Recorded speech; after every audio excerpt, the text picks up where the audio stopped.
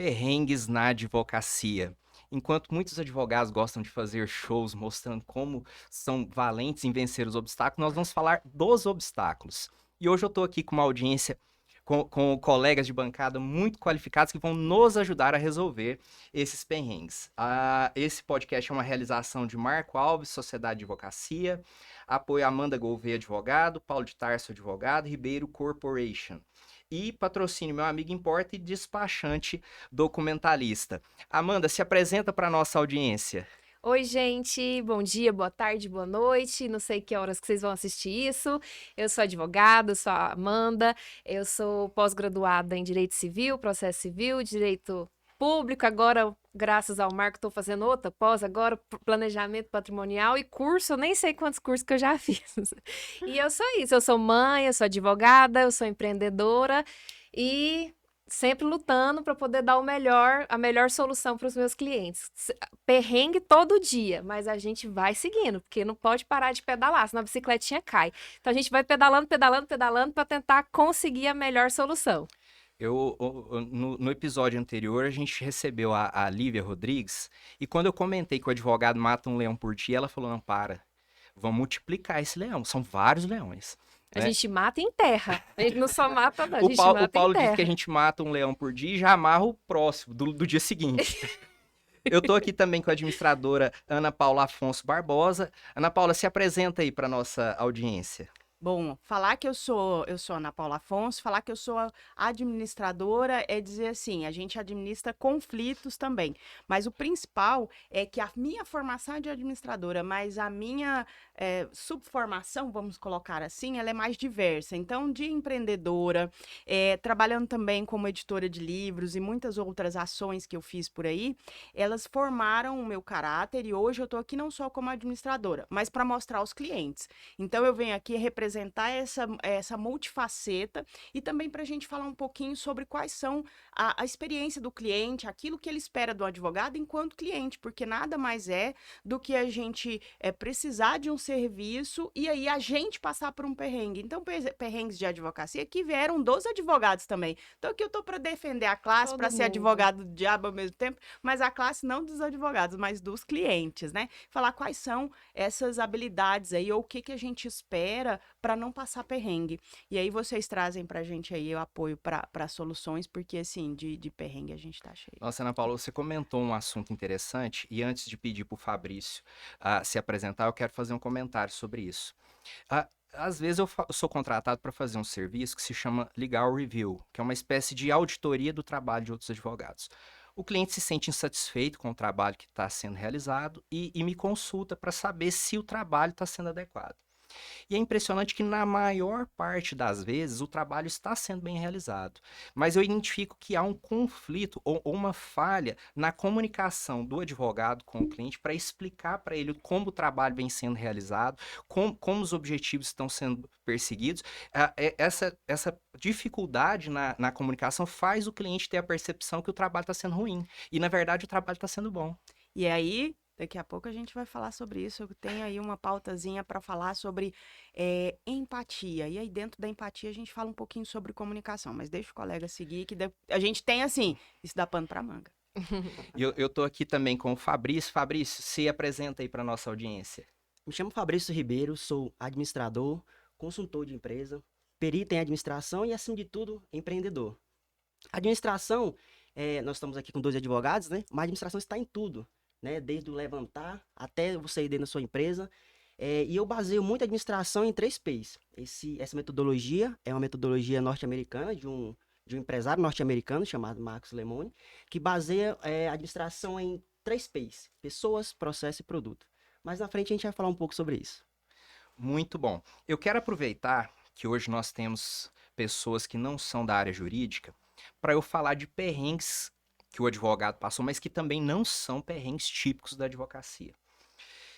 E alguns deles são totalmente voltados e foram solucionados, pelo menos no meu caso, por profissionais da administração.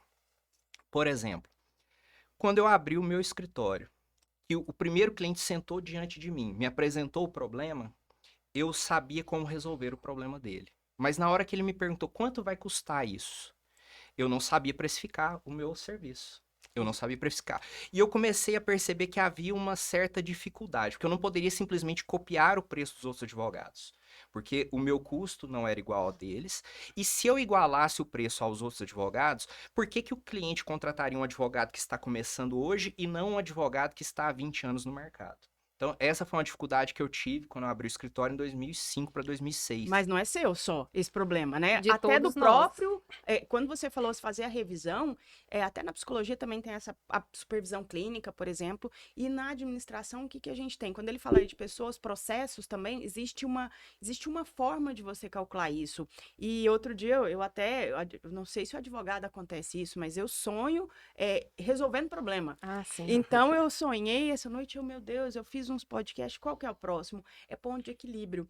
E aí, para chegar no ponto de equilíbrio, eu saber assim, a quantidade de serviços que eu vou ter para cobrir minhas despesas e mais a execução. Por exemplo, se você vivesse aí de fazer podcast, quantos podcasts eu preciso fazer, ou quantos clientes eu preciso ser patrocinado para que isso me traga algum valor. E aí, você olha para aquilo, eu vou ensinar isso para o advogado como? Então, para eu chegar no ponto de equilíbrio, para eu saber quanto é que eu cobro, tudo isso não está sendo ensinado na faculdade de Direito. Não E nem mesmo. deveria, porque senão você vai conseguir fazer menos os seus trabalhos e fazer mais o do administrador. Então, quando você chega no ponto de saber quanto eu vou cobrar, mas tem tudo, isso é só a pontinha do iceberg, né? Quando você vai olhar assim, quanto eu valho? Peraí, o que você agrega de valor? O Marcos falou para mim, quando a gente se conheceu, que eu decidi trabalhar com esse tipo de serviço. Por quê? Porque ele oferece isso, isso e isso. Quando você fez essa escolha, você também entendeu quais são os seus pontos fortes e fracos. Se o meu ponto forte, por exemplo, e eu enxergo isso como ponto forte, é quando você comunica e conceitua o seu cliente, você faz uma educação jurídica para o seu cliente, você ensina ele como ser cliente, como ele colher os dados, como você fala sem o juridiquês. Se isso é um ponto forte, então talvez eu tenha que trabalhar com um cliente que ele não tem um escritório dentro do trabalho dele. Então, quando a gente olha para esse todo, né, a gente tem ferramentas específicas para isso, você consegue chegar depois e dizer assim, eu posso cobrar tanto. Então, não é só o quanto eu posso cobrar, mas quem sou eu e quem é o cliente que eu escolhi servir, né? Então, quando você olha isso, isso são ferramentas da administração. Não, é interessante isso, porque eu vejo a Ana Paula falando, eu entendo o que ela fala, mas na hora de implementar, eu não sei implementar. Eu Mas eu tive... também não sei escrever uma peça jurídica. Eu Não, sei que eu claro, tenho que me claro. defender, não é isso? Mas cada, eu não sei. cada macaco no seu galho, como diz Não o é? ditado, né? Mas eu percebi, porque eu não tive essa formação na faculdade, de como cuidar de um escritório. Eu até acho que pelo menos uma noção deveria ser repassada. Mas E- agora tá tendo depois. E eu entendi que eu precisava de ajuda.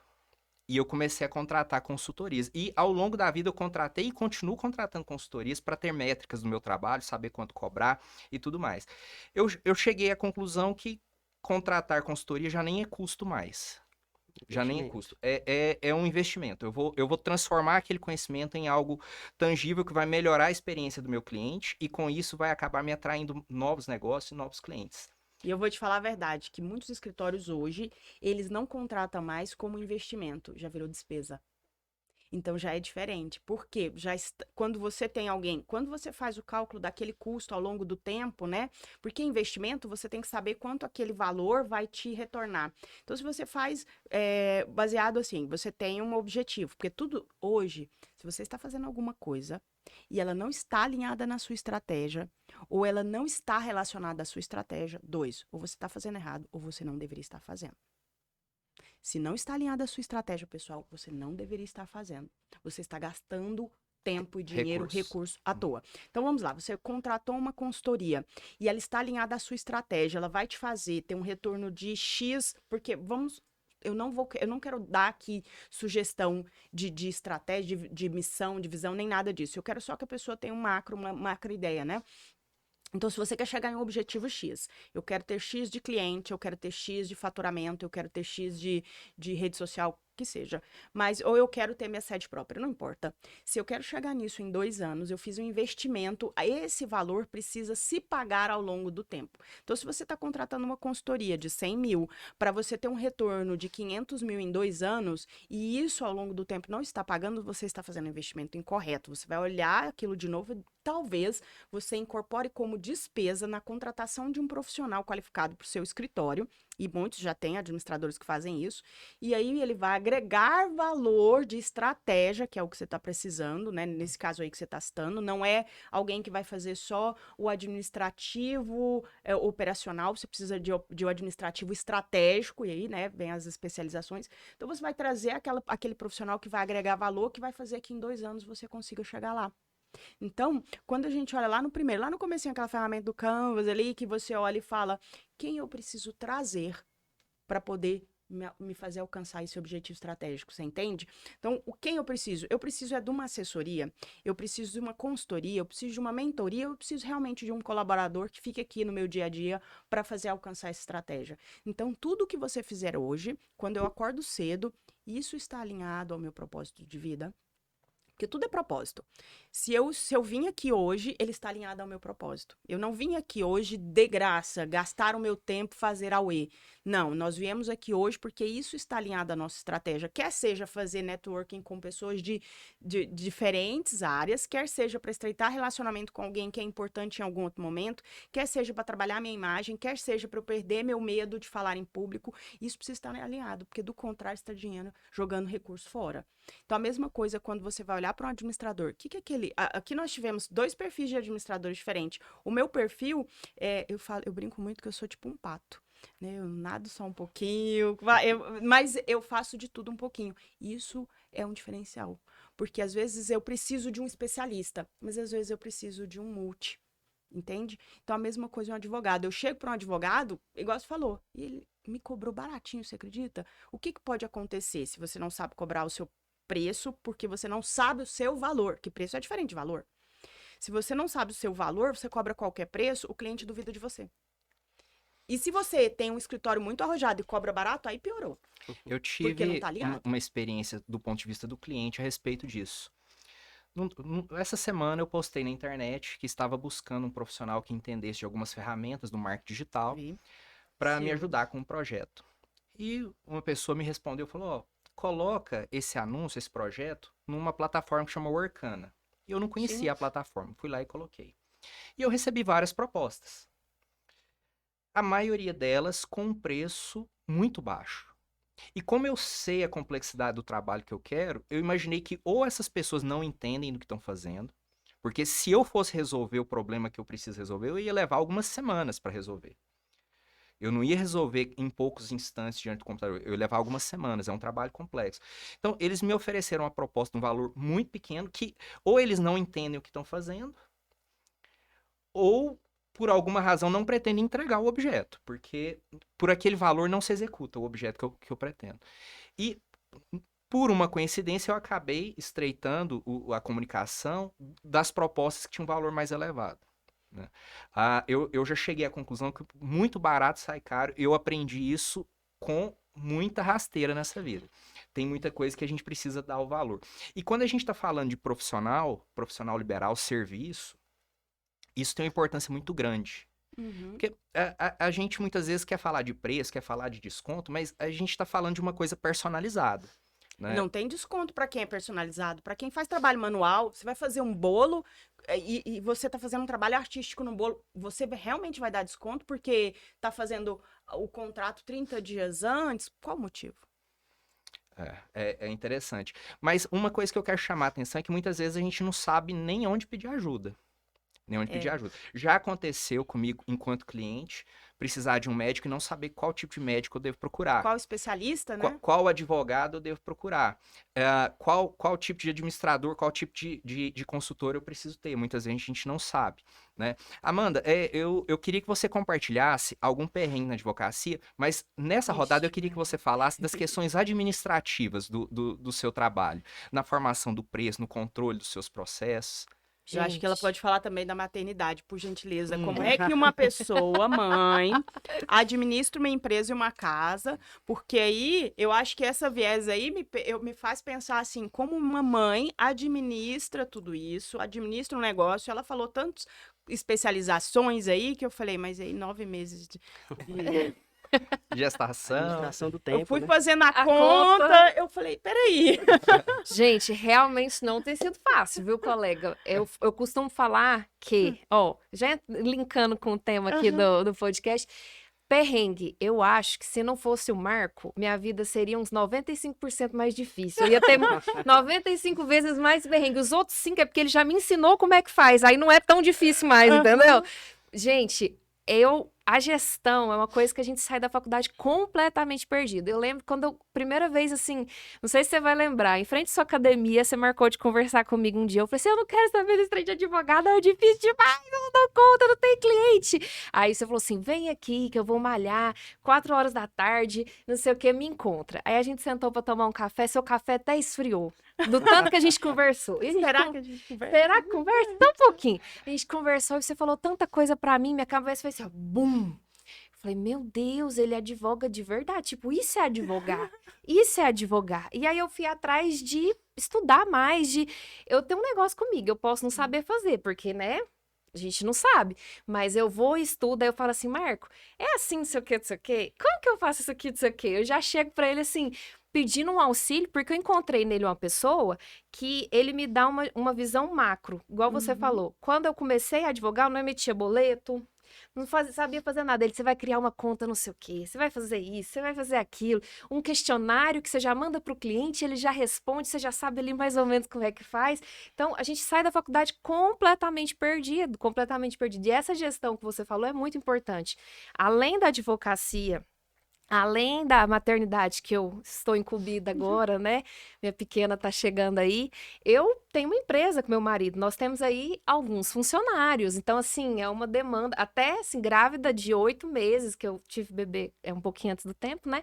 Mas grávida de barrigão tava lá, moendo, domingo até de madrugada. E a gente trabalhando final de semana. Então, assim... Tudo, eu percebo que se a gente não sacrificar, a gente não vai colher os frutos. Então, eu acho que essa parte do administrativo, que é uma coisa que a gente não é ensinado, a gente tem que correr atrás. Então, a gente vai atrás, porque realmente é a gestão o tempo inteiro. Você faz gestão pessoal, igual lá na empresa. A gente tem um jeito que a gente fala com um funcionário, o jeito que a gente trata um funcionário não é o mesmo jeito que a gente trata o outro. Porque um gosta de um certo estímulo, o outro não. Então, a gente tem que saber até o jeito de conversar com cada um. Então, assim, tudo isso a advocacia me ensina e eu faço, né, a mesma coisa nas outras áreas da minha vida, e não é fácil. Então, é sempre, sempre, sempre lutando para encaixar da melhor forma possível toda essa esfera que advogar demanda da gente. Eu tô falando mais da advocacia, né, porque é a minha área de atuação. Mas, realmente, questões, assim, administrativas, o corre, o que faz a coisa fluir, isso aí, até a gente pegar o timing, assim... Tem uma coisa que eu acho interessante. Uma vez eu vi a Amanda participando de um outro podcast, que ela falou de um assunto que eu vou batizar, entre aspas, aqui, do advogado I. O que é esse advogado I? É o que a maioria dos advogados são. Ele é advogado e Uber, advogada e design de sobrancelha, advogada e maquiadora, advogado e entregador, advogado e professor. A maioria dos advogados, eles procuram uma segunda ocupação. Eu sou professora também, menina. Esqueci. Eu tô toda Mas eu sou coisa administradora aí. e professora. Eu falei multi, eu não falei uma outra profissão. Você notou isso? Eu sou administradora e multipotencial significa que é diferente do que você vai dizer. Então, uma coisa são as outras habilidades, outra coisa são outras profissões. Então, vou deixar você concluir, porque eu defendo a multipotencialidade, que é isso que a Amanda falou aqui, e a gente constrói. Eu não sou uma pessoa administradora. Eu sou uma pessoa que escolheu a administração também para exercer, né, como vocação e profissão. Mas tem muitas outras coisas que eu preciso. Quais são as outras habilidades que um advogado precisa ter para que seja advogado. E talvez essa que seja, por exemplo, design de sobrancelha, ela saiba contemplar o belo e ela saiba trabalhar com moda. Quando o cliente vai defender aquela roupa, aquele design que ele fez e ele está sendo usado ali, até essa outra profissão vai ajudar a acolher, a ter simpatia para o cliente, empatia, aliás, calçar a bota do cliente. Porque depois que a gente venceu, e aí eu tô falando do Marco, porque eu não conheço vocês no detalhe, mas o Marco, porque ele já postou isso, é público. Quando a gente venceu a nossa, e a gente teve a nossa independência social, que significa que a gente já sabe, já tem acesso a algumas coisas que lá na periferia a gente não tinha, né? Acesso até a recursos financeiros, a tempo, a outros profissionais qualificados, né? Quando a gente rompeu isso, a gente trouxe isso, mas os nossos clientes não têm.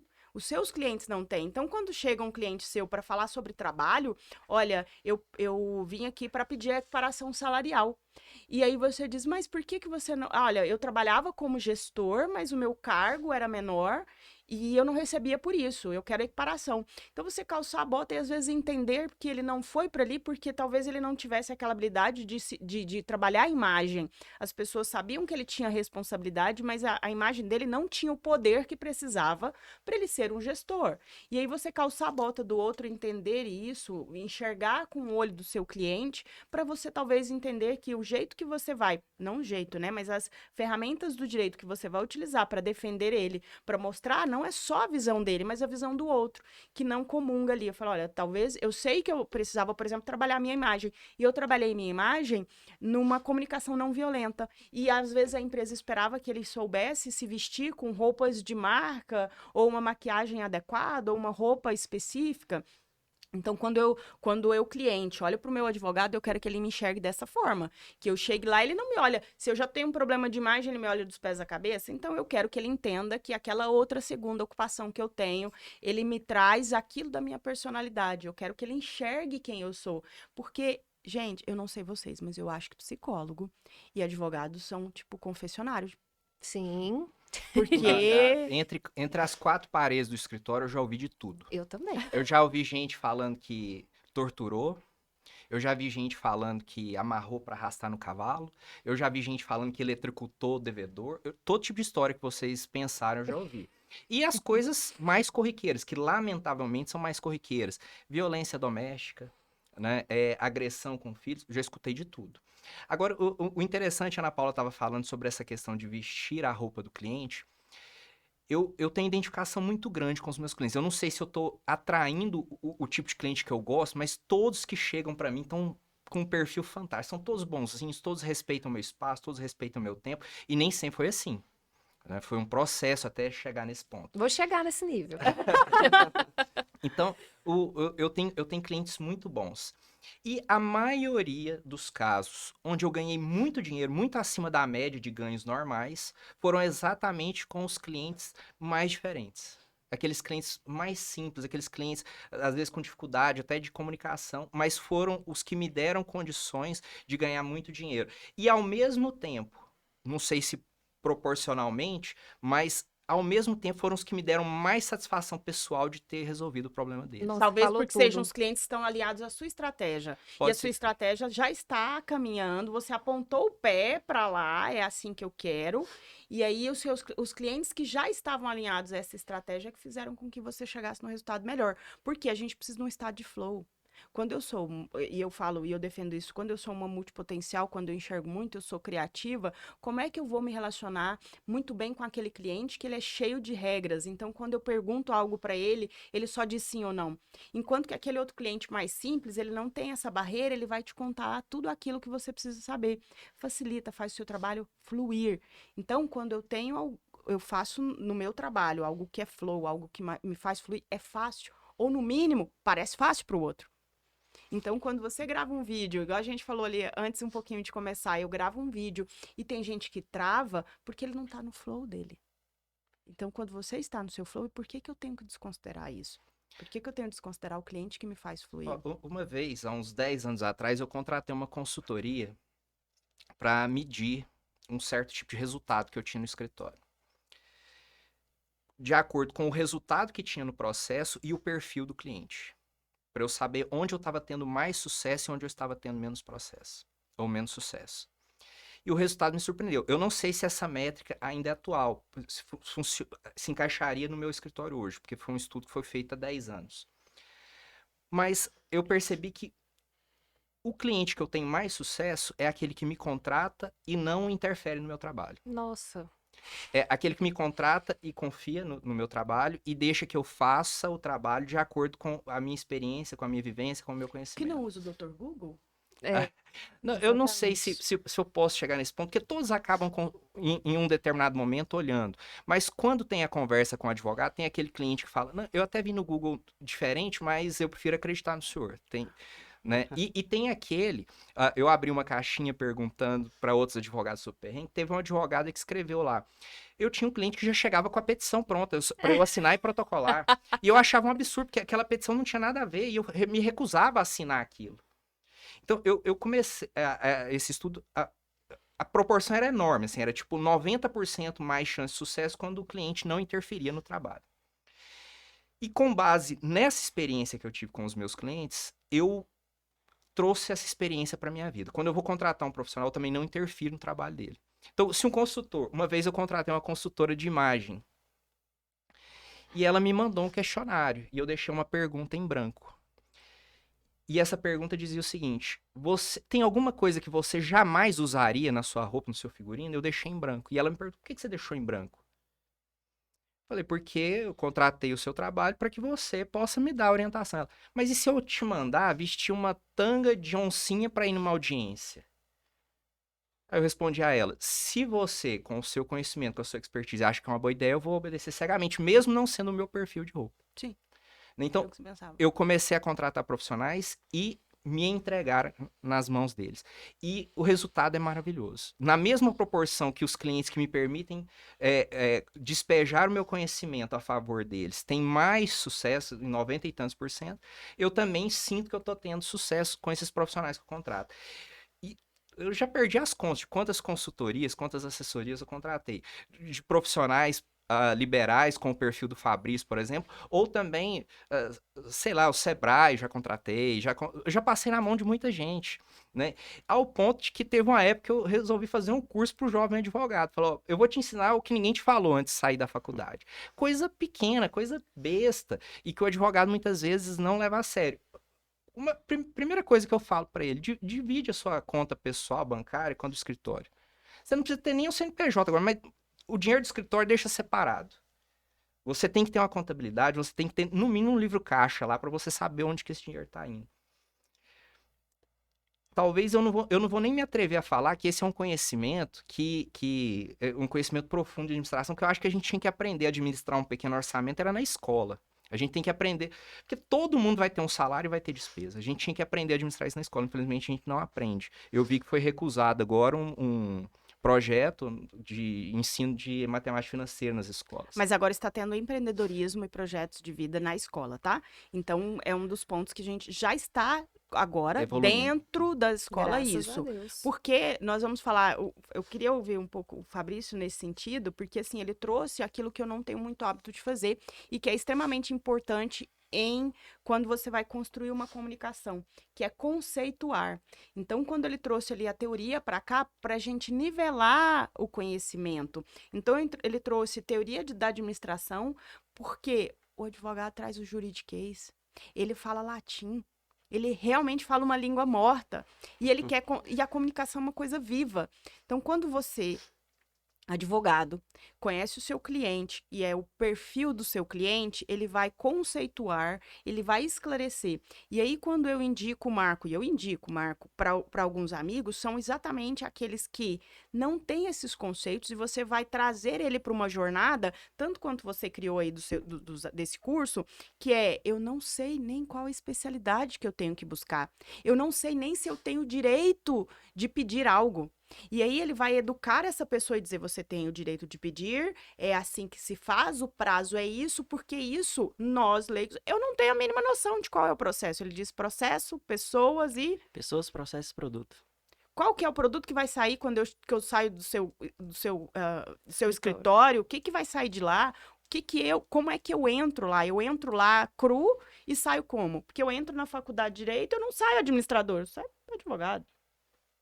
Qual o processo? Não, e sair bacharel. Desculpa. Para ser advogado ainda Tem- tem que Ainda ser tem uma aprovado. prova. No meu exame da ordem, ainda tem Deus. isso ainda. Graças a Deus, administrador, não preciso disso. Olha, o broche dele já vem mostrando aí que a gente não precisa disso. Mas se não se vincular ao CRA, que é o nosso conselho, né? A gente só é bacharel em administração. Vocês falaram da escola, né? Que estão ensinando agora empreendedorismo.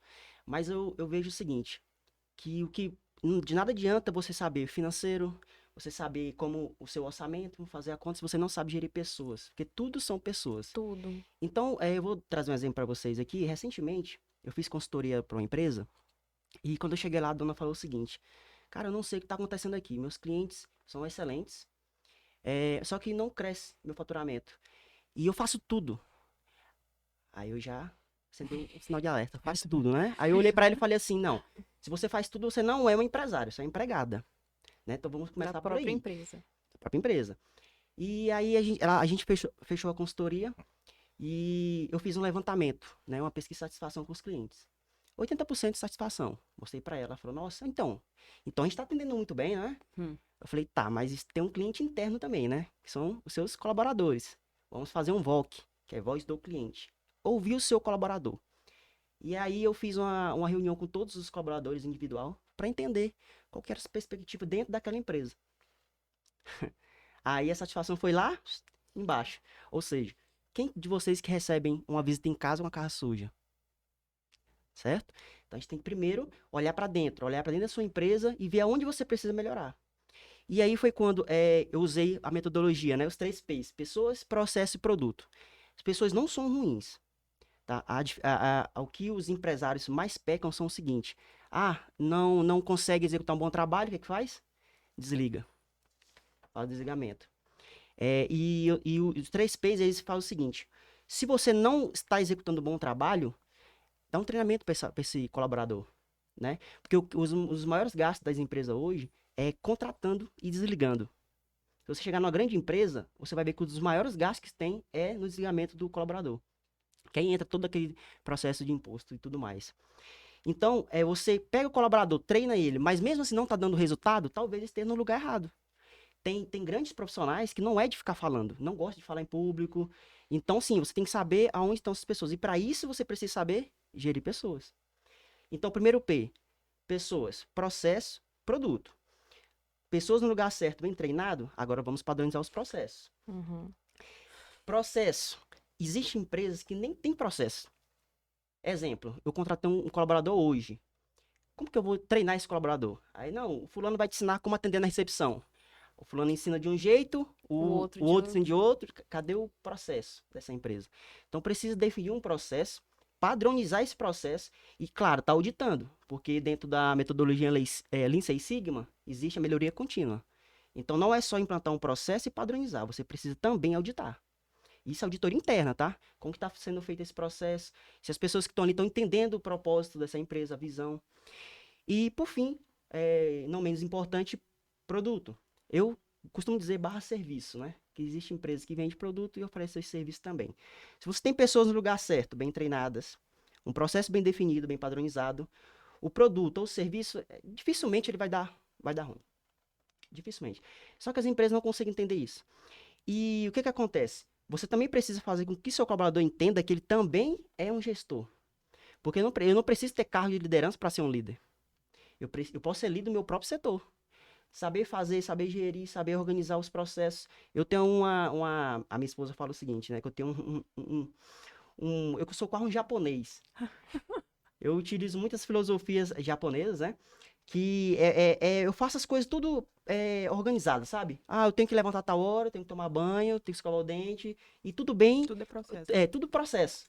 Ela fala assim, mas você não para um minuto. Não, isso aí já é um mal do consultor, sabe? Quando você aprende a fazer, você não para. É em casa. Aí eu utilizo muito o programa 5S, né? Que é um programa japonês, onde você só deixa o que é útil. Aquele lugar que é útil, que você vai usar. Isso, você olha a minha mesa, só tem um que é útil. Para que eu tenho 2 post-its se eu preciso de um? Para eu tenho 5 canetas se eu preciso de 2, por exemplo? Fabrício, deixa eu te perguntar uma coisa. Quando acordo, eu falo que eu tenho tempo de setup de máquina, que é um dos tempos que a gente calcula. Você está calculando, o seu tempo está certo, o que você pode tirar? Porque quando você tem processo, você sabe onde está o desperdício. Ele acabou de falar do turnover aí, que tem um desperdício de recurso financeiro na contratação, né? Então, se você contratou certo, a questão é desenvolver pessoas. E eu, individualmente, tenho o meu tempo de setup de máquina. O tempo que eu acordo, eu tenho um processo. Eu não acordo na hora que eu levanto, eu só acordo depois do café. Eu levanto, E eu eu que nem levanto escovo, mais, eu só amanheço. só amanhece. Eu já tô amanhecida já. O Mas sol cê- nasce, eu tô amanhecida. Mas o meu tempo de setup é de 35 minutos. Se eu levo 35 minutos para estar com o café tomado, ele não vai sair mesmo que você me ofereceu comida aqui quando eu cheguei, porque isso faz parte do meu preparo. Porque eu só consigo estar na minha melhor performance com isso. Então, quando ele diz ali de pessoas, eu tenho que conhecer as pessoas. E se eu sou um autônomo, as pessoas que eu tenho que conhecer sou eu. Eu tenho que me conhecer. Qual é o tempo para eu estar na minha melhor performance? Minha produtividade, quando ela é mais alta, quando ela... E aí, quando ele falou que vai treinar, você encontrou com ele às 4h30 da tarde, às 4h30 eu já estou em declínio, porque eu tenho meu ápice às 10 da manhã, às 4 da tarde eu tenho meu declínio. Será que eu estou me conhecendo? Então, quando ele falou, se você não é um empresário, você é um empregado, talvez você não se conheça, não conheça os seus clientes internos e você não saiba esse tempo. E você está sendo julgado quanto colaborador, às vezes, pela habilidade que você não tem, não vai ter. Porque eu falo que eu sou criativa para resolver problemas. Será que eu estava numa área correta? Agora, essa semana passada, eu fiz uma transição dentro da área, uma movimentação. Mas foram 2 anos planejando. Quando eu mudei em uma semana o local, o que eu estava fazendo de área de qualidade para sustentabilidade, eu fiquei 2 anos planejando a mudança, porque a mudança vai acontecer sempre no mundo. Mas a minha mudança planejada é muito melhor. Então, quando eu tenho o processo estabelecido de mudança de carreira, porque eu já fiz essa transição outras vezes, dentro da minha própria empresa, eu sei isso. Então, como é que eu estou fazendo isso lá na minha empresa? E aí, usar essa metodologia dos 3 P's aí, faz com que você, que é um só advogado, faça a mesma coisa que uma empresa que tem 10, faça a mesma processo de uma empresa que tem 50 ou que tem 1 milhão de colaborador. Eu quero aproveitar a fala de vocês e compartilhar uma experiência. Lá no escritório nós temos alguns processos que são padronizados, inclusive roteirizados, são escritos. Alguns eu escrevi junto com consultores que me ajudaram e alguns eu escrevi sozinho. E é engraçado que mesmo eu tendo ajudado a escrever aquele processo, muitas vezes se eu for cumprir aquelas tarefas e não tiver com o roteiro do lado, eu falho. Eu escrevi o processo e se eu fizesse sem ele, eu vou esquecer alguma coisa. É impressionante. Coisas simples que eu faço há quase 20 anos dentro do escritório. Se eu não pegar a cola, eu vou errar. O processo é... E quando eu erro, gera problemas e eu lembro por que que tem o processo. É para isso. Eu não podia ter esquecido. Ele foi escrito para evitar Para isso. Eu vou trocar a figurinha com o Fabrício agora e perguntar o seguinte. Processo, para mim, é importantíssimo. Muito importante. Porque eu tenho que saber como ele é para eu sair daquilo que ele é. Para eu melhorar, para eu fazer os gaps. Então, eu preciso construir, eu tenho que ver, e é uma metodologia de desenhar o processo como ele é hoje. Enxergar, por exemplo, será que eu estou falhando no tempo de preparo de máquina? Ou, por exemplo, quando se trata de serviço, eu estou limpando a minha mesa antes de cortar a carne, eu estou limpando o meu escritório antes de receber meu cliente. Eu falo Eu isso que a gente estou- tem mesa amplace até na advocacia. Temos. A gente tem que preparar o que a gente vai pôr. Tem cliente que a gente põe uma foto da nossa família em cima da mesa. Tem outros que assim, tirar. Se ele Tem está falando outros- de divórcio, às vezes é melhor tirar. Exatamente. Então, isso encaixa em todas as áreas. Isso que você está falando é muito interessante. Se você tem o processo, você tem isso. Se você tem pessoas antes, eu brinquei sobre ser criativo, porque eu vou chegar no seu ponto. Eu, Ana Paula, não tenho memória. E depois da Covid, apagou o resto que eu tinha. Mas eu tenho criatividade. Então, se eu não lembro exatamente do que eu tenho que fazer, eu vou lá e consulto. Eu trabalho com aquele roteiro que você chamou, mas chama instrução de trabalho, tem manuais, outras coisas, né? Eu trabalho com aquilo aberto para seguir. Porque a partir do momento que eu fiz aquilo, por exemplo, se eu sou um vendedor consultivo, eu vou colher os dados. É igual matemática, né? Vamos colher os dados? Física, vamos colher o dado? Com aquilo eu falo, agora pega a fórmula. Pega a fórmula, coloca os dados na fórmula e agora você vai ter o resultado. Isso aí, quando você tem exatas, é isso que acontece. Mas quando você fala de gente, acontece um pouquinho diferente. Você colhe os dados, quer dizer, você vai ali na pesquisa do cliente, você ouve o seu cliente, você olha para o seu processo e aí você pensa, e agora, o que que eu faço com isso? E eu não tenho memória, eu terceirizo minha memória. Eu não tenho. Vai tudo para as notas, vai para o bloquinho, vai para o Trello, vai para a agenda do celular, vai para lista de compra na porta da geladeira. Tenho planner em tudo quanto é coisa que eu puder ter, porque eu trabalho com criatividade para resolução de problemas. Então, o que a Ana Paula, como pessoa, indivíduo, empresária, ou analista de processos, ou analista de sustentabilidade, agrega valor é a criatividade para a solução de problemas. Eu só posso ir até aqui. Quando a gente começou e falamos, será que eu posso entregar para o meu colaborador? Eu sou advogado, eu posso entregar para o meu colaborador uma caixa de material de integração? Eu não saio do processo, que é entregar algo que valorize, mas eu entro no processo e digo para você o seguinte: já pensou em, por exemplo, você dizer quem somos e aquele próprio profissional se apresentar? Ou quando eu vou contratar, por que não eu me apresento em quem eu sou? Lá no LinkedIn, você já deve ter visto profissionais que falam, esse é o gestor e eu estou precisando, e ele precisa dessa vaga. Tem só um post. Mas às vezes tem empresa que o gestor põe a cara e diz, eu estou precisando de um assistente que vai fazer tal e tal atividade. Vai dar um fit cultural, porque a pessoa que está vendo vai enxergar e vai dizer, poxa, ele tem um cabelo azul. Eu me identifico com uma empresa que precisa de diversidade. Se ela só escrevesse Great Place to Work, ela não mostraria que está sendo diversidade quando colocar o gestor trans para falar, quando colocar o gestor do cabelo azul para falar, e isso é que faz a diferença. Então, quando eu olho para o processo e eu vejo a oportunidade de melhoria, a criatividade é que manda. Eu prefiro ser criativa do que apenas conhecer o processo ou decorar o processo. E é isso que eu, Ana Paula, conheço para melhorar. E é isso que eu acho que é o consultor que eu espero Mas dele. aí o que que acontece? Agora a cabeça explodiu. A cabeça explodiu. Bom, Porque quando a gente traz para a realidade do advogado, o processo em que eu sou criativo é o processo judicial. Sim. E não o processo organizacional da empresa. Esse aí eu faço o que me mandam fazer. No processo judicial, eu desenvolvo soluções cada vez mais criativas e que deixam os meus oponentes enlouquecidos. Um exemplo rápido. Outro dia eu estava trabalhando, e essa estratégia eu uso com frequência. Não sei como que não descobriram ainda. Agora vão. Agora Quem vão, tá ouvindo vai. agora vão descobrir. Um processo judicial de reconhecimento de união estável pós-morte. Então, a pessoa morreu Sim. e a pessoa que alega ter sido companheira ah, entra na justiça para querer reconhecer, receber herança, receber pensão. Tipo o caso do Gugu. Tipo isso. E eu trabalhando para os herdeiros que não querem dividir o espólio, o patrimônio do pai. Eu fiz uma pequena investigação e vi, por exemplo, que lá no INSS, esse falecido não colocou a viúva, vou colocar entre aspas, a viúva como a herdeira ou como beneficiária de um possível benefício previdenciário. Não colocou ela como dependente dele junto ao INSS. Eu recebi uma certidão do INSS dizendo que ele não deixou dependentes. Um documento oficial. Eu notei também, os herdeiros tinham a senha do gov.br. Nós conseguimos baixar as últimas declarações de renda do falecido.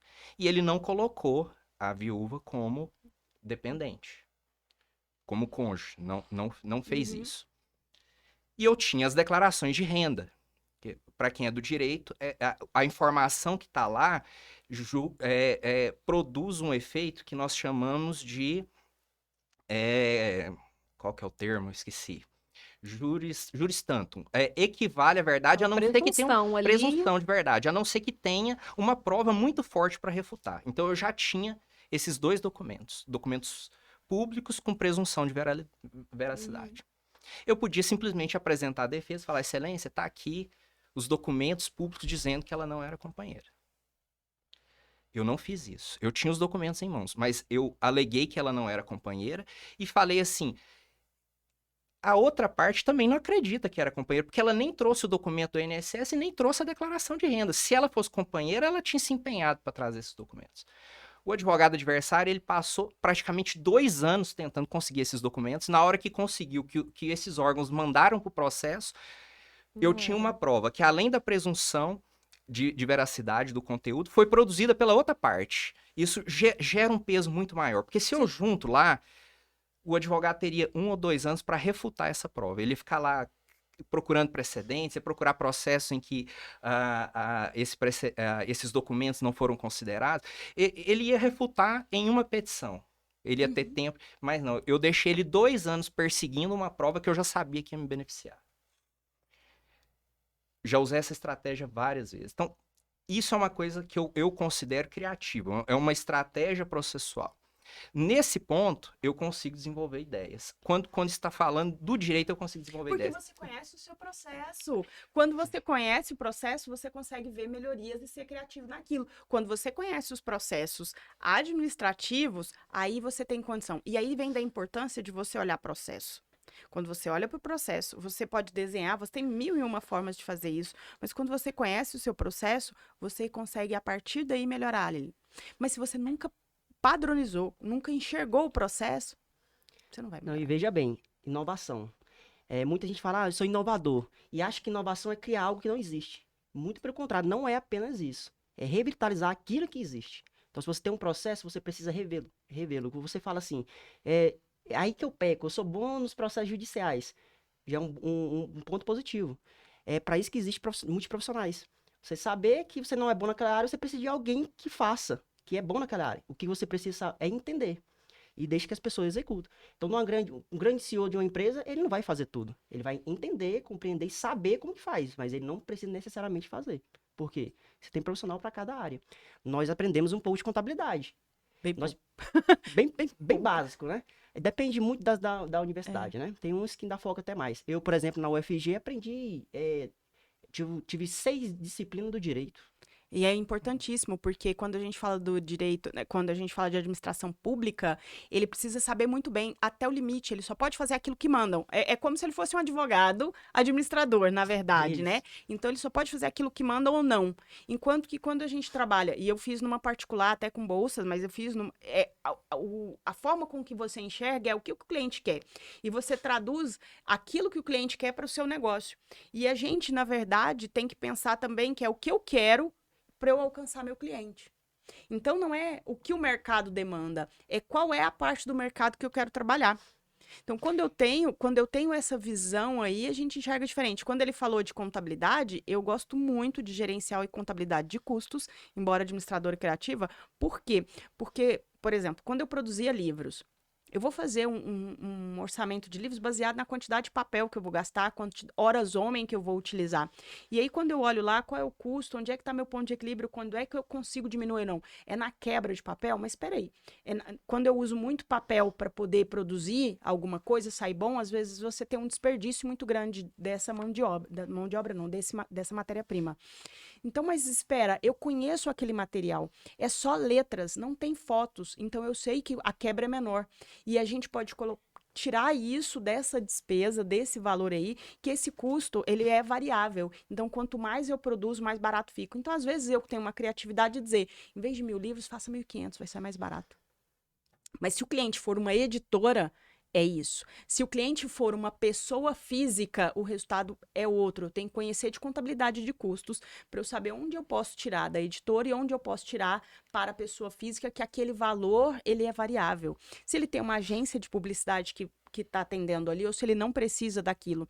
Então, tenho que entender o processo produtivo, mas dentro do processo produtivo eu tenho que conhecer um pouco de contabilidade de custos o suficiente para me fazer o flow ou fazer aquele diferencial competitivo. Porque eu sou uma vendedora consultiva quando eu trabalho, ou quando eu sou administradora ou gestora ali de produção de produto, mas na verdade em gráfica é serviço, né? Mas eu tenho que conseguir entender o fluxo do processo para saber onde eu agrego valor e onde eu tiro o preço. Quando a gente começou esse episódio, eu falei da dificuldade que eu tive de formação de preço. E hoje eu tenho um método que é muito até simples de se entender e de se aplicar. Inclusive, eu falei com a Luana, minha estagiária, que na próxima semana eu vou começar a repassar algumas dessas técnicas de precificação, porque eu vou aumentar as responsabilidades dela dentro do escritório. E isso gerou uma consequência que eu julgo muito boa no meu trabalho, que é quando eu estou negociando um contrato e o cliente me pede um desconto, por exemplo. Eu falo, espera aí, vem cá. E eu abro a minha tabela de precificação. E eu explico para ele o que eu gasto para desenvolver o projeto dele. Quais as ferramentas eu vou aplicar, o custo dessas ferramentas e quanto eu estou ganhando efetivamente. E muitas vezes ele vai ver que o desconto que ele está me pedindo é maior do que o lucro que eu vou ter.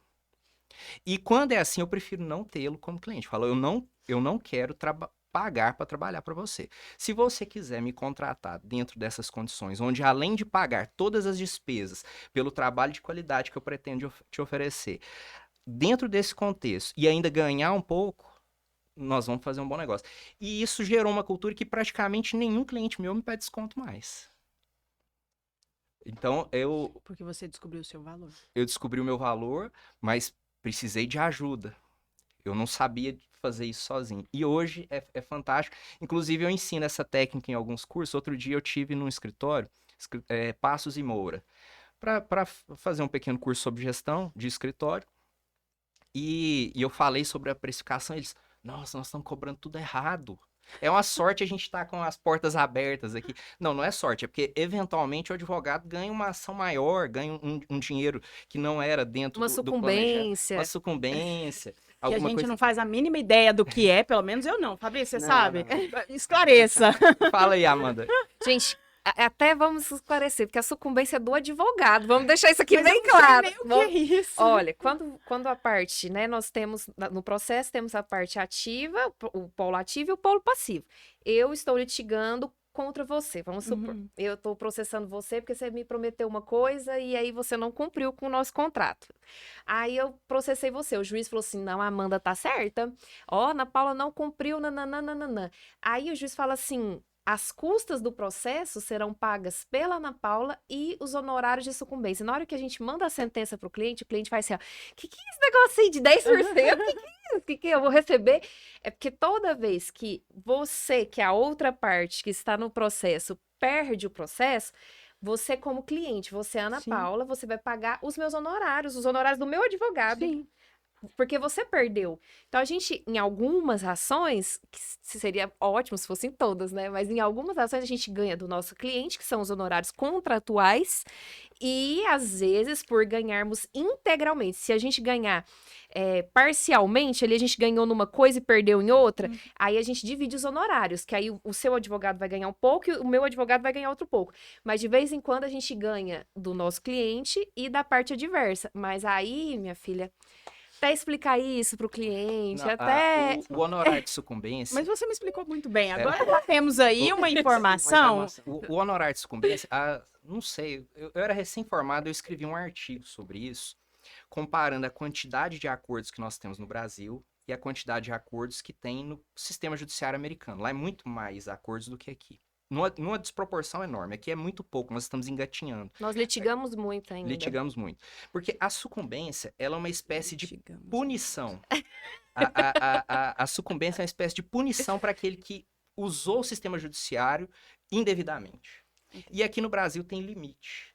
Aqui é no máximo 20% do valor da causa e quase nunca o juiz dá 20%. Eu tenho uma expectativa, assim, uma impressão de que os juízes não gostam que o advogado ganhe muito dinheiro. Então, geralmente, ele coloca o valor mínimo, que é 10%, em quase todos.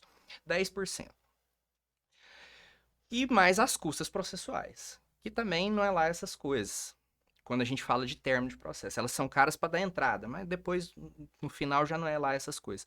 Nos Estados Unidos, quando a gente olha o que o sucumbente, o perdedor tem que pagar, quando soma as multas, as custas e os honorários, chega a quase 100%. Então, a pessoa sabe que aquele débito, aquela dívida, aquela obrigação vai dobrar de valor se ele perder a ação.